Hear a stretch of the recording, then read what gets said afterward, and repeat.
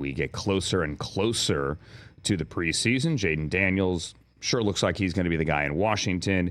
It sure does not look like J.J. McCarthy is going to be on the field anytime soon. We just don't know when he could possibly be back until they get in there and they look at the knee. And then there's the curious case of the Pittsburgh Steelers, Tom. I don't think that's a Steelers hoodie you're wearing, although I can't see entirely. I don't know why you would be wearing a Steelers hoodie. Look, it's not like Justin Fields, lit it up last week. Quite the opposite. But the more and more time he gets in camp, how much more likely is it that he could kind of, I don't want to say steal because he's an experienced starting quarterback, but kind of weasel his way in a good way to that job?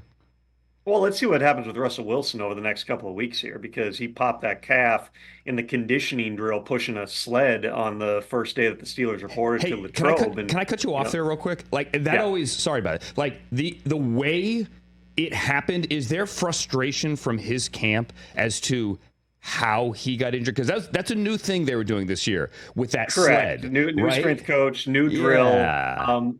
Maybe just not the smartest idea to have your 34-year-old quarterback. Yeah, we're on the same page. Like I said, I don't anticipate we'll see Russ doing that drill again if he's a Steeler in 2025. But it's also, Russ is somebody who's always going to jump at any challenge. And hey, you want me to push that sled? Just tell me how far. He feels a little something. If it were up to Russ, he would have been out there the next day. He felt like he could go. But the Steelers doctors, who are traditionally conservative, have been just kind of pumping the brakes, bringing him along slowly. And that's where you've seen him integrate into things gradually over the course of time here. I know Mike Tomlin hasn't said who's going to start the second preseason game.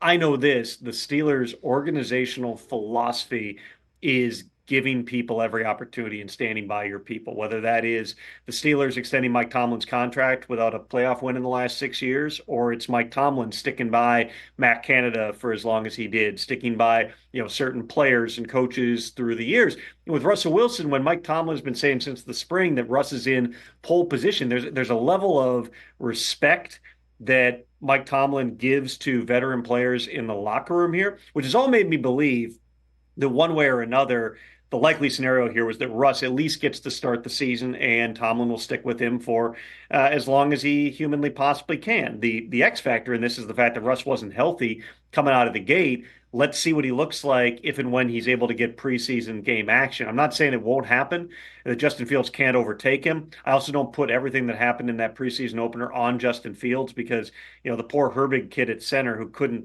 make an exchange to Justin Fields. It's hard to judge when that type of stuff is happening here. But for Justin Fields, everything I've heard in camp is kind of what Fields has always been, which is that the highlights are awesome. He will make some crazy plays. And there's other times you see certain things. It's like, oh, yeah, that's kind of what we saw in Chicago, where maybe the ball's not coming out quickly enough. He's not seeing it soon enough. He's extending plays where really you could play within rhythm. I think that this offense, what Arthur Smith wants to do in terms of running the football, it's the deep play action, it's the shots down the field. This plays to the strengths of both the quarterbacks that they have.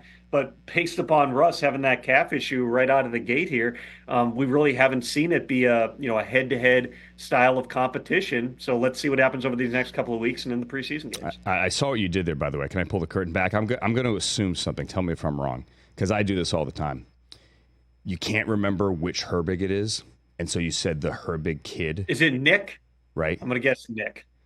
Who's I don't know. Is it Nate? Nate's the center. Yeah, Nick's the linebacker. See, that's why I didn't say it. And then you just called me out on it. But it's a Herbig. I know there's more than one. So I glossed over it. I wasn't trying to make you look bad. I'm saying I see what you did there. It's not a Steelers hoodie either, by the way. Right. Of course it's not a Steelers hoodie. You wouldn't be wearing a Steelers hoodie. You live in Minneapolis, for Pete's sake. And you generally don't wear team gear for teams.